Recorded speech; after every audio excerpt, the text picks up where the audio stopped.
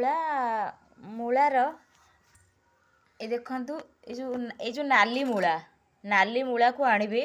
এইଭଳିଆ total ଗୋଟେ ମୂଳାର କିଛି ବି ଆପଣ ନଷ୍ଟ କରିବେନି। ଏମିତି ପିସ୍ ପିସ୍ କାଟିଦେବେ। ଆଳୁ ଗୋଟେକୁ 4 ଫାଳ କରିଦେବେ। ତାପରେ ମୂଳାର ପତ୍ରକୁ ଆପଣ ବେସନ ଦେଇ ବରା କରିବେ। ଏଇଟା ହେଉଛି ଦେଖନ୍ତୁ ମାଗୁର ମାଛ, ଯାହାକି ସାଙ୍ଗେ ସାଙ୍ଗେ ଧରା ହେଇ ଆସିଛି।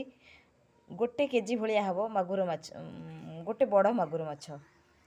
ତା ଦେହରେ ପଡ଼ିବ କ'ଣ ନା 2ଟି ରସୁଣ, 3ଟା ଛୋଟ ପିଆଜ, ଫାଳେ ଅଦା, ଆଉ ଟିକେ ଅଦା।